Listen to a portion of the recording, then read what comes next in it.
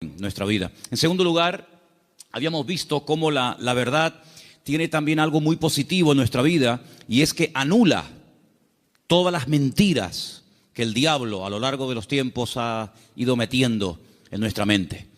No hay nada peor que creer en una mentira creyendo que es una verdad. De hecho, pusimos el ejemplo la semana pasada de personas que incluso han dado y siguen dando la vida por auténticas mentiras, pero ellos creen que son verdades y, ya digo, están dispuestos incluso a dar su vida por dichas mentiras. Así que la verdad echa fuera las mentiras. Y entonces podemos comenzar a vivir, punto número 3, según las leyes del reino de Dios. No según las modas, no según los criterios y las opiniones del mundo, sino según los principios establecidos por el Señor, principios del reino, como les llamamos. A continuación, podemos comenzar a experimentar paz en nuestra vida. No hay paz si no estamos en la verdad. No hay una verdadera libertad, ni hay una seguridad y una estabilidad en nuestra vida, a menos que la verdad sea la base y el fundamento de nuestra existencia. Y finalmente, dijimos que la verdad fortalece el espíritu, la mente, y también, como no, le hace un favor muy grande al cuerpo. Y finalmente terminamos compartiendo 3 grandes verdades. Yo no sé cuántos de ustedes se acuerdan, pero yo dije que una de las verdades que quería compartir el domingo pasado es que la verdad se puede conocer, la verdad se puede experimentar, porque la verdad tiene nombre, y el nombre de la verdad es Jesús. Jesús dijo: yo soy el camino, yo soy la verdad y yo soy la vida. Y si eso es verdad, y vimos que la segunda verdad es que Él volverá, y la tercera verdad dijimos que Dios no miente, basándonos en el texto del libro de Números, capítulo 23, verso 19. Dios no es hijo de hombre para que mienta. Lo que Dios ha prometido, y todo lo que Dios ha prometido es verdad, se va a cumplir. No es una especie de trampa, una especie de truco donde dice: bueno, te prometo esto, pero a la hora de la verdad no es verdad. No es así. Dios lo que promete, lo cumple, porque Dios es un Dios de verdad. ¿Cuántos dicen amén? Quiero llevarles al Salmo 139, porque en esta tarde vamos a compartir, vamos a meditar sobre 3 verdades más. Y la primera está basada en el Salmo 139, a partir del versículo 7. Es un salmo muy interesante, porque encontramos en él 3 atributos que son única y exclusivamente de Dios. No son atributos ni características del ser humano. Estas 3 cualidades o características solamente las tiene Dios.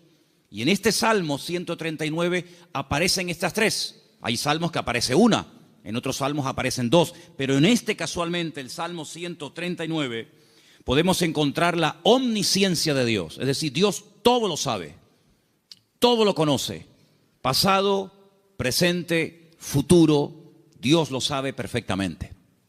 Y eso lo encontramos en este salmo.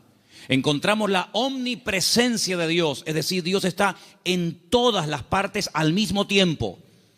No significa que si está en un lugar se ausenta de otro, sino que la presencia de Dios lo abarca todo. Él está en todas partes, que no es lo mismo que decir en todas las cosas. Eso sería una aberración, decir que Dios está en las cosas. Dios está en todas partes, pero Dios no está en las cosas.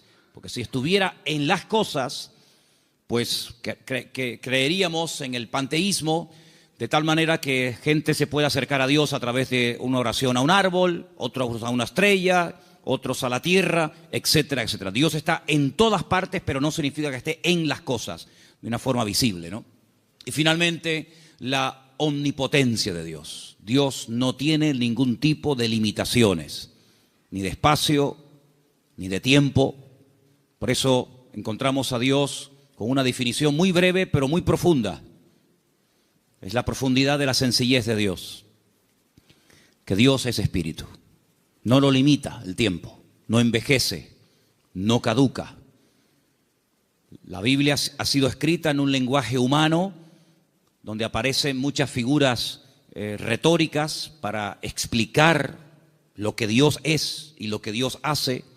Y hay una figura muy común en la Biblia que se llama antropomorfismos, y es utilizar elementos del cuerpo humano para hablar de aspectos o características de Dios. La Biblia dice o habla del brazo del Señor, sobre quién ha creído a nuestro anuncio y sobre quién se ha manifestado el brazo del Señor.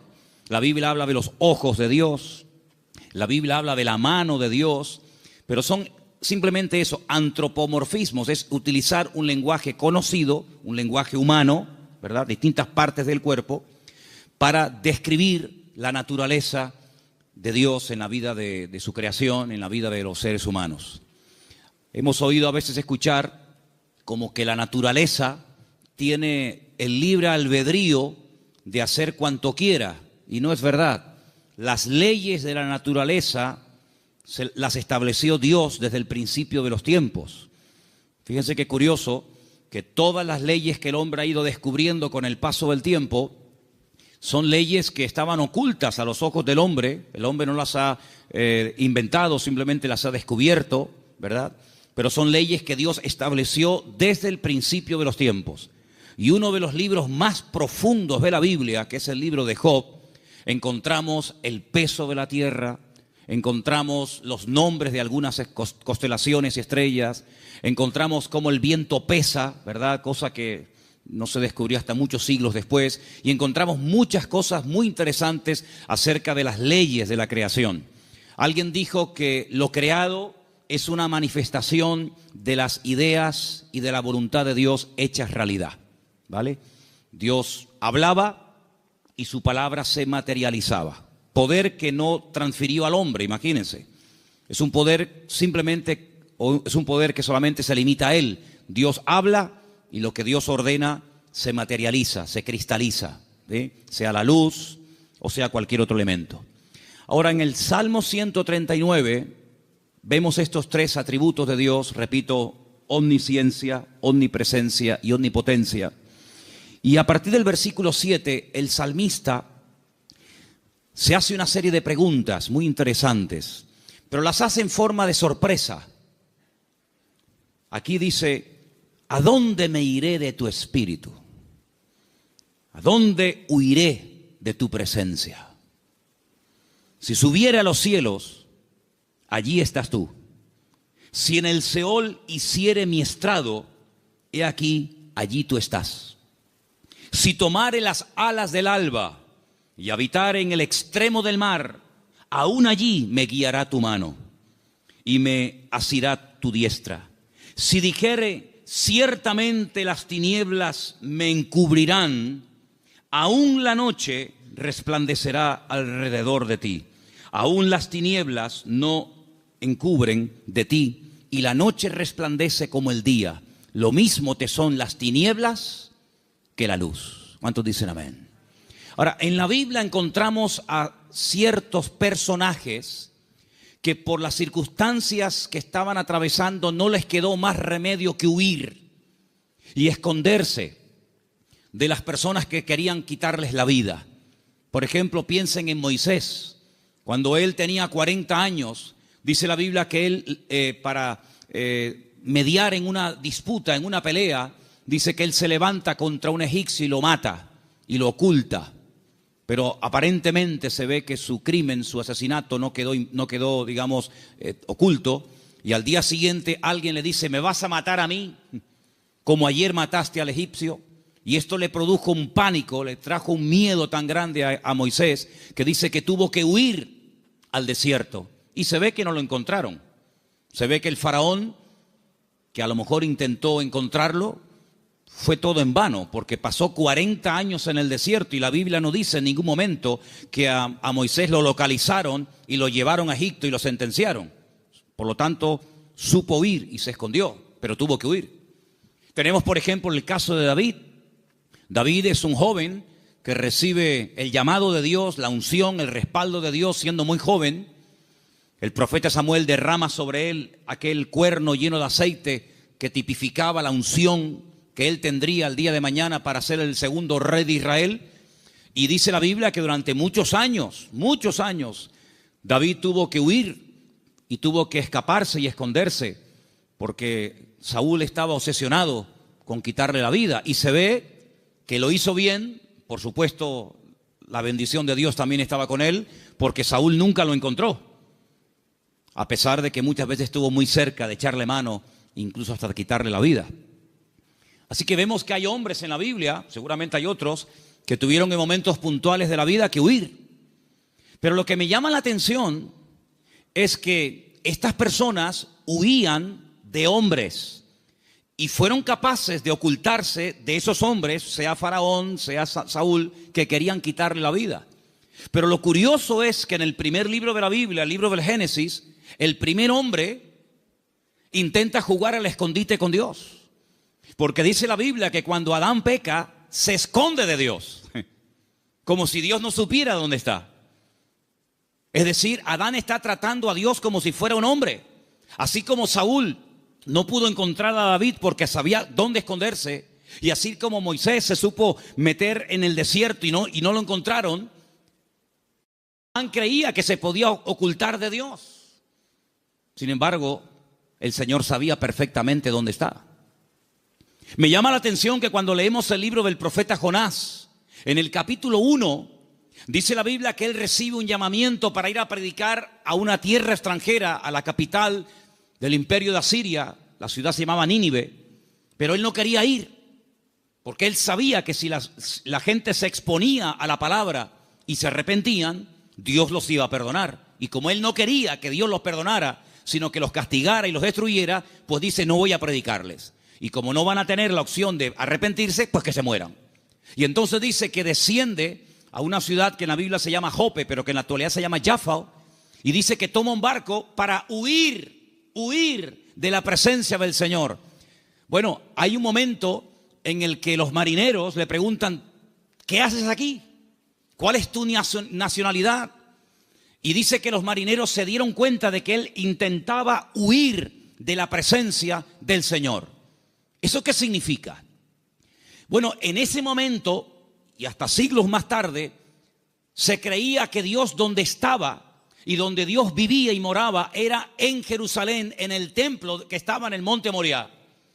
Y cuanto más lejos me alejara de Jerusalén, y si encima me monto en un barco y me voy mar adentro, pues es como que la presencia de Dios la dejo atrás y Dios pues no me encuentra. Yo estaba leyendo hoy justamente el libro de Jonás y hay una canción que nosotros cantamos en la iglesia, parte del Salmo 118, que dice, desde la angustia invoqué al Eterno y Él me oyó. Y en la oración que Jonás hace desde el vientre del gran pez, pues dice la Biblia que él dice, desde la angustia invoqué al Eterno y Él me respondió. Así que el Salmo 118, Jonás lo sabía perfectamente, pero el 139 se ve que se olvidó. Porque el 139, el salmista dice, ¿a dónde me voy a esconder? ¿A dónde voy a huir de tu presencia? Vaya a donde vaya, sea hacia arriba, sea hacia abajo, sea a la izquierda o sea a la derecha, nunca podré huir de tu presencia, porque él tenía bien claro el concepto de la omnipresencia del Señor. ¿Cuántos dicen amén? Ahora, esta gente huía en el sentido negativo, pero hermanos, esto nos tiene que producir un gozo y una alegría a todos y a cada uno de nosotros enorme, inmensa. ¿Sabéis por qué?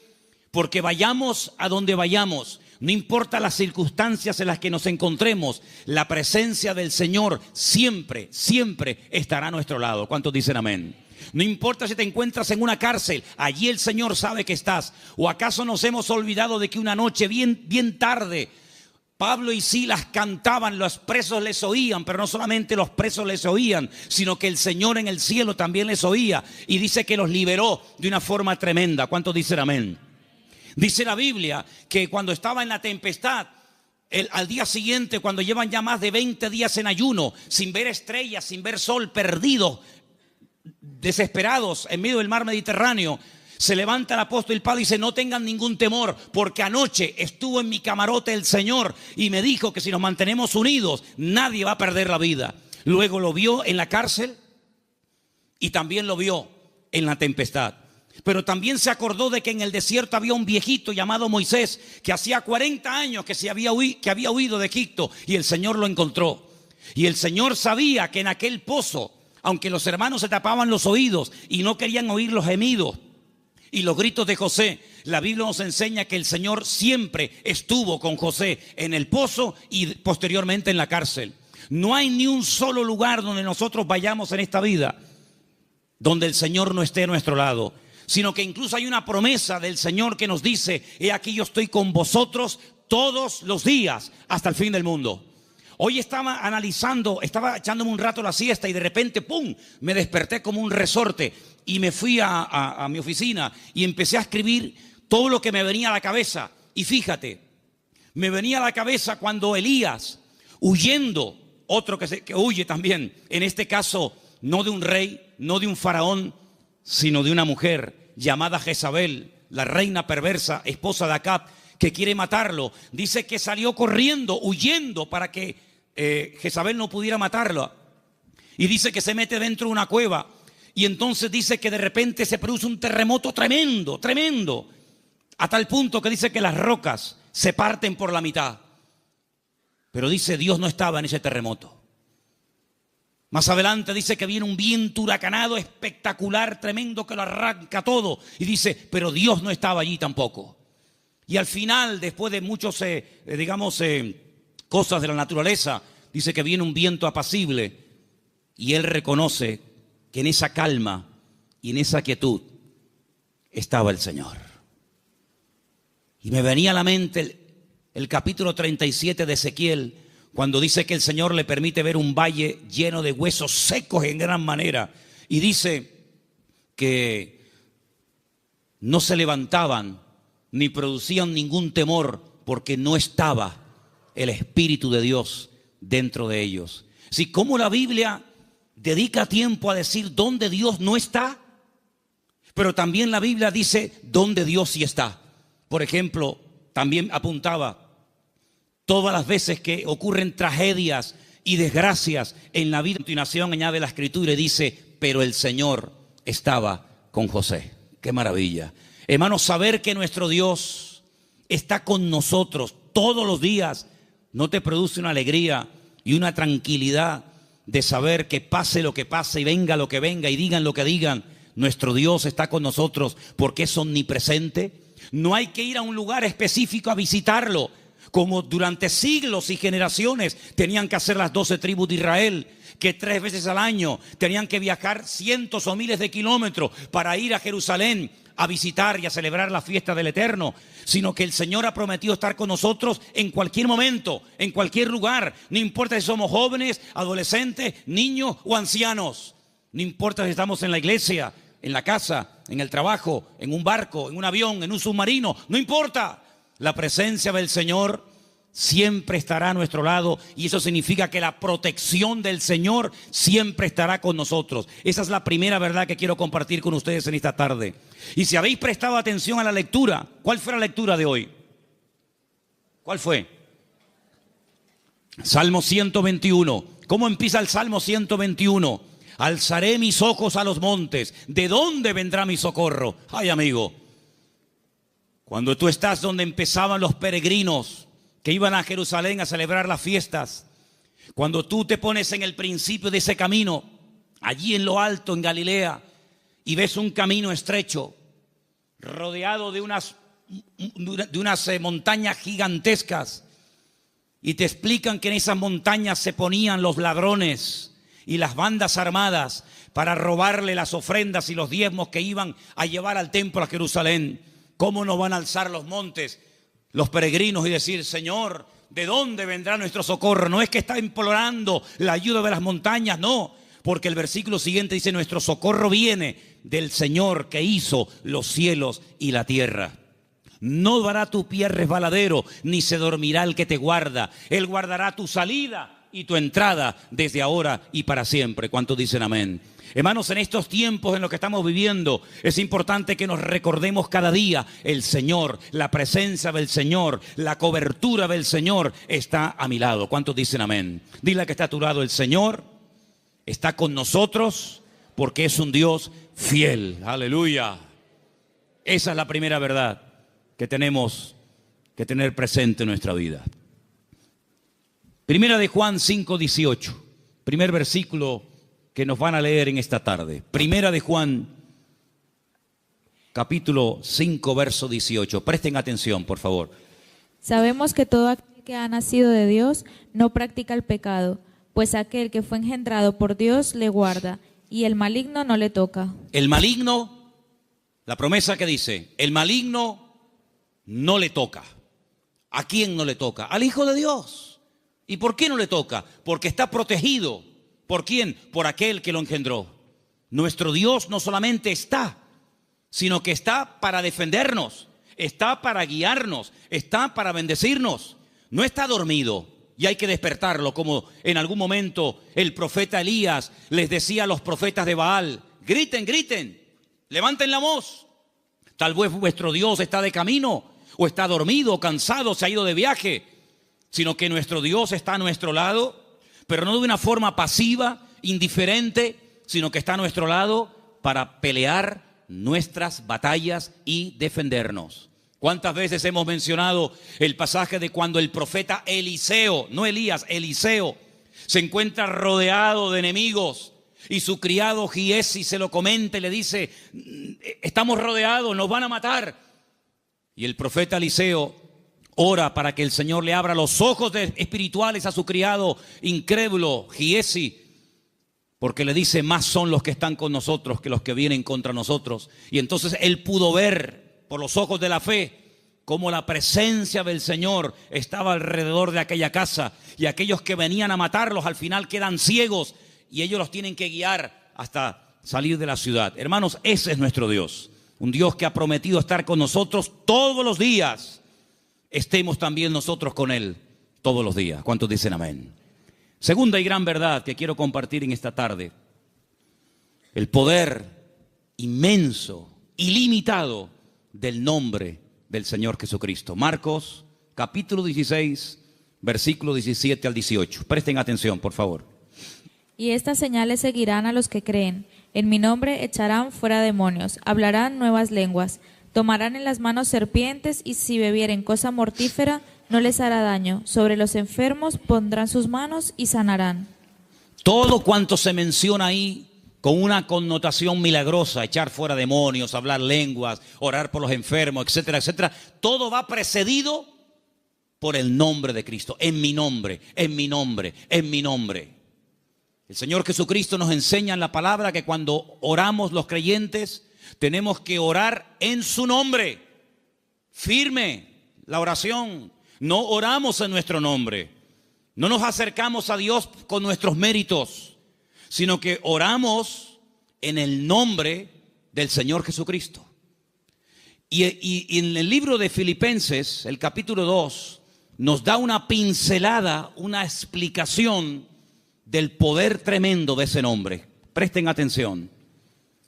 Después de humillarse, después de despojarse de toda su gloria y dignidad, después de haberse hecho siervo y estando en la condición de hombre, se humilla hasta lo sumo y muere de una forma terrible, como era la muerte de cruz, y haciéndose obediente hasta la muerte. A continuación de eso dice: por lo cual Dios lo exaltó hasta lo sumo, a lo máximo, y le dio un nombre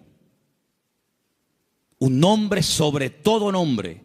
Y ahora escucha versículo 10: para que en el nombre de Jesús se doble toda rodilla de los que están en los cielos, en la tierra y debajo de la tierra, y toda lengua confiese que Jesucristo es el Señor, para gloria de Dios Padre. El poder del nombre de Cristo, no somos conscientes de lo poderoso que es mencionar ese nombre. Los demonios huyen y tiemblan cuando se menciona el nombre de Jesucristo. Es un nombre de poder, es un nombre de autoridad. No hay nada ni nadie que se resista al poder del nombre de Cristo. Una vez escuché a un predicador que vino a Las Palmas hace muchos años. Había sido misionero en África. Y un día no se le ocurre otra cosa más que ir a una tribu de caníbales. Y dice que mientras dormía en una choza durante la noche, Hay un momento en el que él se despertó y ve a un caníbal con un garrote a punto de darle un palo en la cabeza y matarlo. Dice que fue algo tan rápido, no había tiempo para decir, hermano, vamos a orar, espérate un momentito. Dice que solamente dijo, Jesús. Solamente mencionó el nombre del Señor. Y dice que se le cayó ese garrote de la mano a este hombre y salió corriendo. Hermanos, hay millones de testimonios de personas que han sido sanadas, liberadas, salvadas, bendecidas y transformadas por el poder del nombre de Jesucristo. Es un nombre que tenemos que utilizarlo cuando oramos, cuando hacemos cualquier cosa, conducir, estudiar, trabajar, salir, entrar. Porque no solamente es una sugerencia, no solamente es una propuesta, una idea que les lanzo, sino que es un mandamiento bíblico. Vamos a leer en Colosenses 3:17. Fíjense cómo la Biblia nos enseña lo que estoy diciendo en esta tarde. Colosenses 3:17, por favor. Y todo lo que hacéis, sea de palabra o de hecho, hacelo todo en el nombre del Señor Jesús. Todo. Dando gracias a Dios, Padre, por medio de Él. Todo lo que hacéis, todo lo que habláis, hacerlo todo en el nombre del Señor Jesucristo. Cuando se monten en el coche a conducir, Señor, en tu nombre pedimos que nos traigas y que nos lleves de regreso a casa con tu paz y con tu bendición. Cuando vayas a un examen, cuando vayas a prepararte para hacer un examen o estudiar, Señor, yo me preparo, yo estudio, yo memorizo, pero yo pido que en tu nombre este examen salga bien, Señor. Cuando vas a trabajar o cuando vas a buscar trabajo, cuando vas a dormir, cuando vas a levantarte, todo lo que hacemos y todo lo que decimos, dice, hacedlo todo en el nombre de nuestro Señor Jesucristo. ¿Cuántos dicen amén?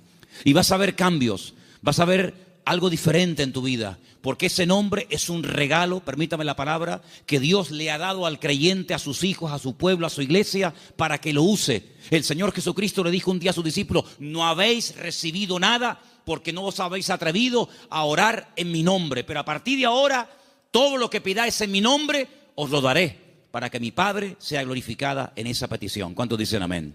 Así que esta es la segunda verdad que tenemos que interiorizar en nuestra vida. Tenemos un nombre, hermanos, un nombre de autoridad en el cielo, en la tierra donde vivimos ahora mismo y aún debajo de la tierra.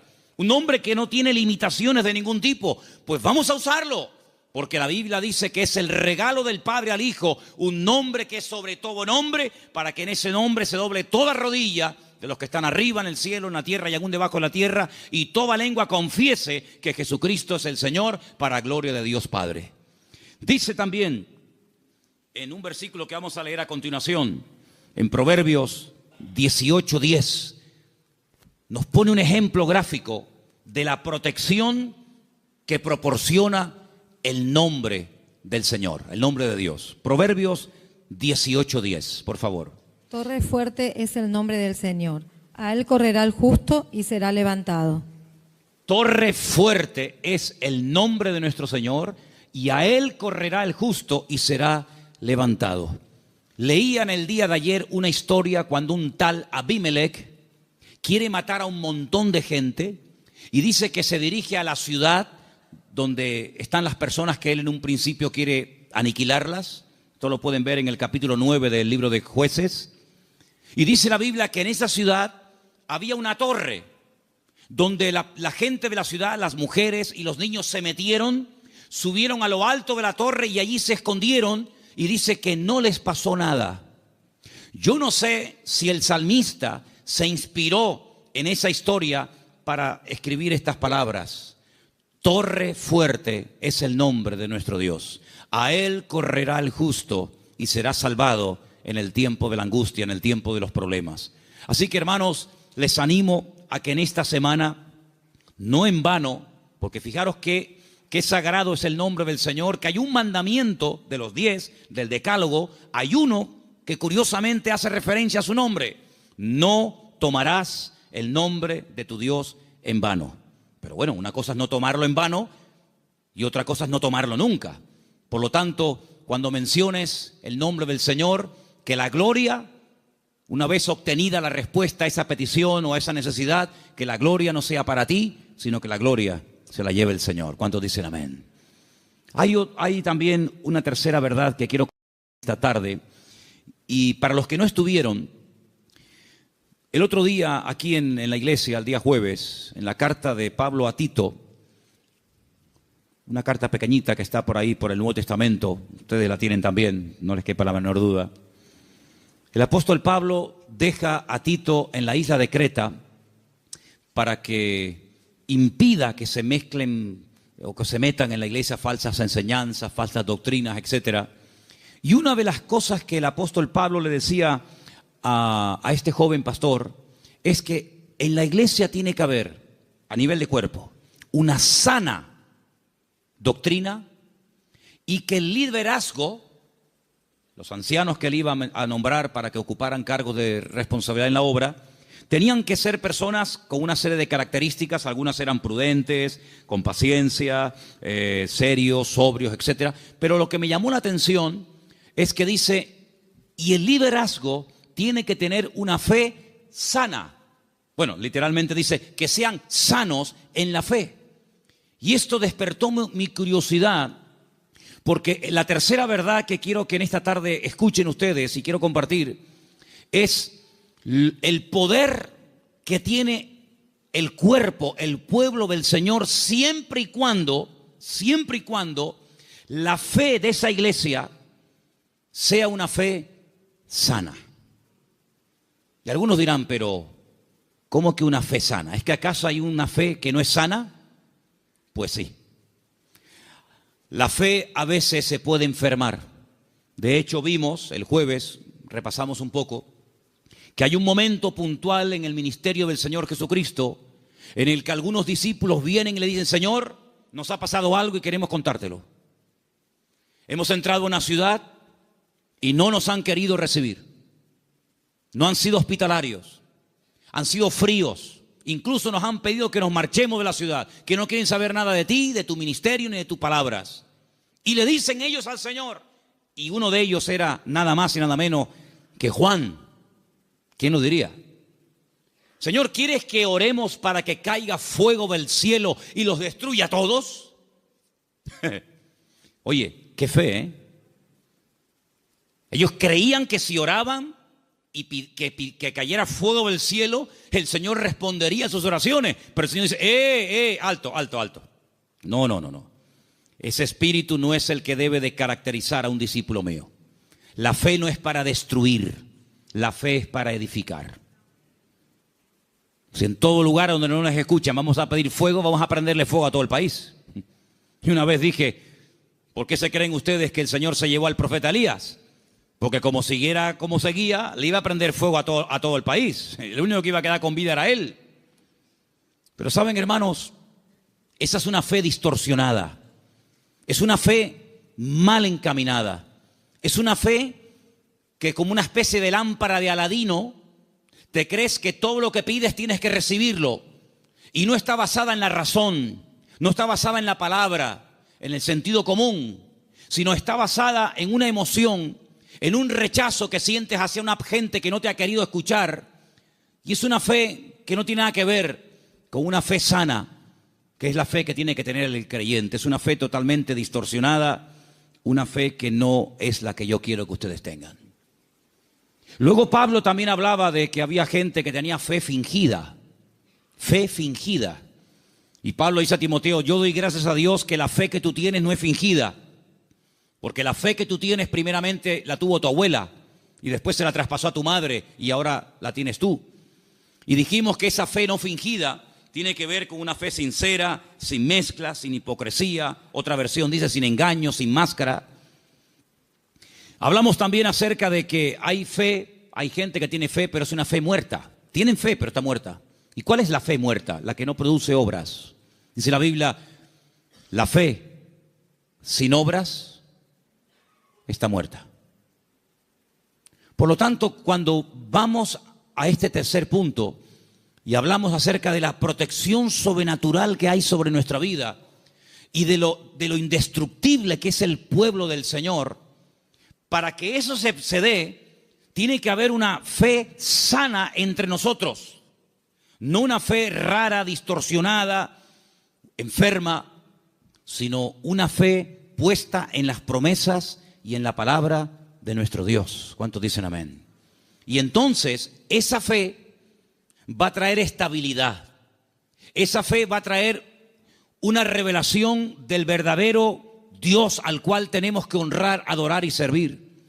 Porque yo creo con todo mi corazón que la forma como oramos, la forma como nos planteamos nuestro estilo de vida, las decisiones que tomamos o no, es decir, todo lo que hacemos en la vida como creyentes, gira en torno al concepto que tenemos de nuestro Dios. Es decir, si nuestro concepto de Dios está equivocado, por mucha fe que tengamos, no estamos actuando correctamente. Y volvemos al principio del mensaje de hoy. Jonás creía que había lugares donde se podía esconder de Dios y Dios no encontrarlo. Dice que él huía de la presencia de Dios, huía del llamado de Dios, de la responsabilidad. ¿Por qué? Porque no quería cumplir con el llamado de Dios. Y hace exactamente lo mismo que hizo Adán en el jardín del Edén: huir, esconderse de Dios. Y él creía que uno se podía esconder de Dios. Y él actuaba en base a esa creencia equivocada. Por lo tanto, es muy importante que nosotros nos preguntemos de vez en cuando, a la luz de las Escrituras, si la forma como yo estoy orando y pidiendo las cosas, si la forma como yo estoy viviendo mi relación con el Señor es una relación basada en una fe sana o en ideas distorsionadas y equivocadas. Porque hay personas que se imaginan que Dios, como acabo de decir, es esa especie de lámpara de Aladino que frotamos y Dios tiene que estar a mi servicio las 24 horas del día y Dios tiene que complacerme en todo lo que le pido y en todo lo que quiero. Y no es así. Hay momentos en los que puedes tener una fe tremenda y Dios decir a tu oración: no. Puede ser que tengas una sinceridad y un deseo tremendo de hacer algo para el Señor, genuino, bíblico, correcto, pero a ti no te corresponde hacer esa operación, hacer ese trabajo. Como por ejemplo el rey David, que quería construirle una casa a Dios. Y Dios le dijo: tú no la vas a edificar, la edificará la siguiente generación en la persona de tu hijo Salomón. Hay momentos en los que el mismo apóstol Pablo quería ir a ciudades a predicar el evangelio. ¿Será bíblico predicar la palabra? Por supuesto. Es un mandato del Señor, claro, ir por todo el mundo y predicar el evangelio. Pero también hay que decirlo que hay momentos en los que el Pablo quería ir a ciertos lugares a compartir y el Señor le decía: no, ahí no, en Bitinia no. Bueno, pues me voy a Misia. No, ahí tampoco. Y uno dice: pero Señor, ¿no es tu voluntad ir a predicar a todas partes tu palabra? Sí, pero cada sitio y cada persona tiene su momento y tiene su lugar. Y ahora no es el momento de ir aquí, ahora es el momento de ir allá. Y Pablo, que era sensible a la voz del Espíritu, Pablo, que era una persona que se dejaba tratar y moldear, pues no era un niño caprichoso con la pataleta que cuando no le das la chupeta se pone a montarte un lío tremendo, sino que decía: bueno, pues si no es por aquí, será por allá. En otras palabras, no se venía abajo, no se derrumbaba, no se desanimaba, sino que él seguía probando, hasta que al final encontró el lugar idóneo donde el Señor quería llevarlo y usarlo. Por lo tanto, es muy importante que la iglesia interiorice esta verdad. El Señor nos quiere usar. Tenemos que cumplir con nuestras responsabilidades. Por supuesto que sí. Pero ¿estaré yo preparado para eso que quiero hacer? La Biblia nos enseña que cuando José era un joven, ya él sabía lo que Dios quería hacer con su vida. Yo creo que pecó un poco de imprudente. Abrió su corazón a sus hermanos. Tal vez lo mejor hubiera sido abrírselo solamente a su padre. Pero él le abrió su corazón a sus hermanos, le contó los sueños que había tenido y se buscó la ruina de su vida. Bueno, después al final, lógicamente, sabemos que el Señor utilizó todo aquello y lo convirtió en algo positivo, ya lo sabemos. Pero hermanos, él tuvo que esperar desde el momento que recibe la revelación de la voluntad de Dios para su vida, hasta que él ve que eso se cumple. Pasaron muchos años, pasó mucho tiempo. ¿Por qué? Porque el Señor tenía que tratarlo, y tenía que prepararlo, y tenía que capacitarlo. Y lo tuvo que hacer pasar por situaciones terribles, terribles. Pero en todas y en cada una de ellas aprendió lecciones que lo marcaron para toda la vida. Y cuando llegó el momento, el Señor lo levantó y el Señor lo utilizó. Por eso, amados hermanos, ¿en qué momento, en qué etapa del camino te encuentras? Sin embargo, cuando le escribe el apóstol Pablo a Timoteo, le dice: Timoteo, Dios no nos ha dado espíritu de cobardía. Probablemente estaba pasando por un momento de temor frente a semejante responsabilidad. Pablo dice, Dios no nos ha dado espíritu de cobardía y no te tienes por qué avergonzar de mis cadenas. Cuando te pregunten dónde está tu apóstol Pablo, dónde está el fundador de la iglesia, no te avergüences de mis cadenas, da testimonio de ellas. Y te recuerdo que tienes que cumplir con tu ministerio. Y te recuerdo que tienes que predicar la palabra a tiempo y fuera de tiempo. Y te recuerdo que tienes que cuidar tu salud.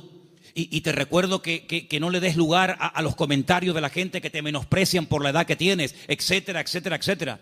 En otras palabras, ¿por qué le exige que sufra? Sufre, pelea, predica, con ganas y sin ganas, a tiempo y fuera de tiempo. ¿Por qué? Porque sabe que está en una etapa de la vida en la que a él se le puede exigir, pero a otras personas Pablo no les exigía tanto. ¿Por qué? Porque no habían llegado al nivel y a la madurez que Pablo entendía que Timoteo ya tenía. Por lo tanto, en base a tu conocimiento, en base a tu madurez, en base al desarrollo que tú tienes en el Señor, se te exigirá más o se te exigirá menos. Pero todo creyente que forme parte del cuerpo de Cristo, el cual llamamos iglesia, tiene que asumir las responsabilidades que le corresponda. Y yo, por ejemplo, en esta tarde, tengo aquí una pequeña lista de cosas en las cuales todos sí podemos, a pesar de que lleven poco tiempo o mucho tiempo, todos sí podemos cumplir con ellas. Por ejemplo, con la puntualidad. Yo doy gracias al Señor de que en esta iglesia, salvo raras excepciones, siempre se empiezan los cultos a su hora. ¿Sí o no?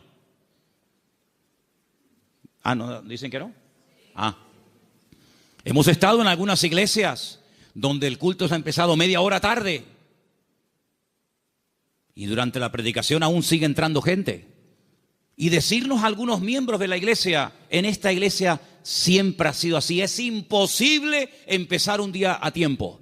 Bueno, yo doy gracias al Señor de que por lo menos en eso no somos malos, ¿no? Sino que generalmente solemos ser puntuales. Cuando se propone o se expone a la congregación un proyecto, una idea o algo, generalmente un altísimo porcentaje de la congregación responde apoyando pues dicha actividad o proyecto o lo que sea. En otras palabras, hermanos, la iglesia va a crecer en la medida en la que tú crezcas. La iglesia, cuando hablamos de iglesia, ¿qué es la iglesia? La iglesia eres tú, y tú, y tú, y cada uno de nosotros. Y la iglesia, ese concepto a veces tan abstracto, como dice la iglesia ¿qué es? Pues la iglesia eres tú. La iglesia tendrá la madurez de todos y cada uno de nosotros. Pero esa madurez, ¿dónde la aprendemos? ¿Aquí o ya venimos con ella de casa? Después del culto hoy, queremos reunirnos unos poquitos minutos con los padres de los chicos que en este momento, ahora mismo, están en la escuela dominical. ¿Por qué? Porque una de las cosas que tenemos que entender es que la iglesia, por ejemplo, los domingos, la escuela dominical, es un refuerzo a lo que teóricamente los niños ya aprenden de sus respectivos padres en el hogar. ¿Cuántos dicen amén? Es decir, si ustedes no oran a la hora de la comida, difícilmente, por más que se lo enseñen ahora mismo las hermanas que están allí con esos niños, que hay que orar dándole gracias al Señor por la comida que entra por nuestra boca, si después durante la semana, que es muy larga, hasta el próximo domingo, no ven a papá y no ven a mamá orando un momentito, dándole gracias al Señor por los alimentos, pues le vamos a hacer al niño, perdonen la palabra, un cacao, porque le estamos enseñando algo en la iglesia que luego ustedes no lo apoyan. Es decir, que lo que aprendan aquí, luego vean la práctica en el hogar. ¿Cuántos dicen amén? Si, por ejemplo, un niño un día en una escuela dominical tiene una clase donde, por ejemplo, no sé, se le habla del perdón, pues que cuando lleguen momentos puntuales, pues que el niño vea que en casa la asignatura del perdón se aprueba con sobresaliente y no siempre con suspenso. Y simplemente quiero ponerles un ejemplo. Porque la tercera verdad que estoy tratando de compartir esta tarde es la importancia de la iglesia en el mundo y cómo la iglesia es indestructible siempre y cuando cumpla con los requisitos bíblicos establecidos por el Señor en su palabra. ¿Dónde aprendió José a perdonar, a reconciliarse, a llevarse bien con otras personas? ¿Dónde lo aprendió? ¿En Egipto? ¿En Egipto lo aprendió? No, lo aprendió en el hogar, lo aprendió en casa. Yo no sé, supongo que sí, ya es especular. Si algún día Jacob, que era su padre, explicó en casa el motivo por el cual se iban de un país a otro. Me imagino que sí. Yo me imagino que un día Jacob habrá juntado a Raquel, a Lea, a sus hijos y les habrá dicho: chicos, nuestro tiempo se ha terminado con el tío Labán. Volvemos a Canaán. Y quiero contarles algo. Hace 22 años salí de mi tierra y ahora volvemos. Pero hay una pequeña cosa que tengo que comentarles. Yo no vine aquí porque quería en el fondo venir. Yo vine aquí casi forzado por las circunstancias. Vine aquí porque el tío Esaú, vuestro tío, mi hermano, me quería matar. Y ahora volvemos y no sé lo que nos vamos a encontrar. La Biblia dice que él toma una serie de medidas, muy particulares por cierto. Fue haciendo diferentes grupos, a las que menos amaba o con las que menos tenía, no sé, feeling. Las fue poniendo por delante y él lógicamente se quedó atrás, con la que él realmente quería y con sus hijos. Y le llega la noticia de que el tío Esaú viene con 400 hombres armados hasta los dientes. Y entonces él se va a la montaña a orar. Y es allí cuando tiene un encuentro con el Señor que lo cambió para toda la vida. Y es allí donde pelea con un ángel. Y dice la Biblia que allí donde Dios le cambia el nombre de Jacob por Israel. Y al día siguiente llegó el momento de la verdad, amigo. Llegó el momento de a ver qué pasa. O se acaba todo o empieza todo. Y allí se va José con su padre, con sus hermanos. Y allí dice la Biblia que Jacob y Esaú se abrazaron, se perdonaron, se reconciliaron y todo se solucionó. Y allí estaba José. La primera vez en su vida que veía al tito Esaú. La primera vez en su vida que veía algo tan impactante que sin lugar a dudas lo marcó. Porque esa reconciliación entre el tío y su papá lo marcó de tal manera que años más tarde, cuando él es vendido por sus propios hermanos, cuando él se da a conocer a ellos y les revela su identidad y les dice: yo soy José, no tiene ni la más mínima gota de rencor, de remordimiento en su corazón, porque él aprendió de una forma objetiva lo que era el perdón y la reconciliación en su familia. ¿Y qué es lo que hace? Él después proyecta en los demás lo que en el hogar aprendió de una forma práctica. Por eso, amados hermanos, es muy importante que lo que ustedes aprenden en los cultos, lo que los niños aprenden en la escuela dominical, luego durante la semana se van a presentar muchas oportunidades para orar, para pedir perdón, para saber cómo reaccionar ante una situación. Y entonces ahí es donde tenemos que trabajar en equipo. Porque la iglesia que entiende que no somos solamente iglesia cuando nos reunimos aquí en Garcilaso de la Vega, número 13, y cuando apagamos la luz y arrancamos los coches y cada uno se va a su casa, dejamos de ser iglesia. No, seguimos siendo iglesia. Seguimos siendo iglesia. No en un lugar físico como este. La iglesia ahora se divide para multiplicar. La iglesia que se divide dentro es una ruina. Pero la iglesia que fuera, cuando termina el culto, se divide y se lleva la bendición de Dios, se divide, entre comillas, para después multiplicar y para extender la luz del evangelio fuera. ¿Cuántos dicen amén? Por eso es muy importante que nosotros nos preguntemos y nos analicemos de vez en cuando cómo va el nivel de nuestra fe. Quiero ponerles un pequeño ejemplo de la Biblia, donde dice la palabra que un padre desesperado, un padre con un problema con un hijo que nada ni nadie puede solucionar, fue un día con toda la fe y con toda la sinceridad del mundo a pedir ayuda al Señor, pero el Señor no estaba. La Biblia dice que el Señor había pasado la noche en oración con 3 de sus discípulos en la montaña. Pero bueno, ya que estoy aquí, aprovecho para que por lo menos los discípulos del maestro oren por mi hijo. Y fue un fracaso. No resultó. La palabra dice que cuando el Señor baja de la montaña, este padre va al Señor por fin y le dice: he traído mi hijo a tus discípulos y no han podido hacer absolutamente nada. Si tú puedes hacer algo. Increíble. Y el Señor le dice: si tú puedes creer más bien. Y es cuando pide ayuda: Señor, ayuda a mi incredulidad. Menguó en la fe. En unas horas la fe pasó de creer que mi hijo tiene remedio a decir: si puedes hacer algo. Eso no es una fe sana. La fe sana es la que aguanta la prueba. La fe sana es la que se extiende. La fe sana es la que sabe reaccionar cuando dice el Señor no. Porque cuando dice el Señor sí, la fe se amolda y se adapta muy bien.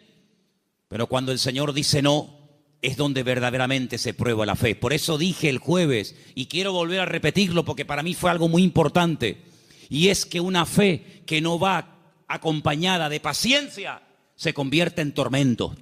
Por eso hay gente que dice, yo he orado, y como tú dices, Manolo, en el nombre de Cristo, y tengo fe, y lo creo, y además creo que es bíblico lo que estoy pidiendo, pero Dios no me responde. Pero es que la fe sin paciencia se puede llegar a convertir en un tormento.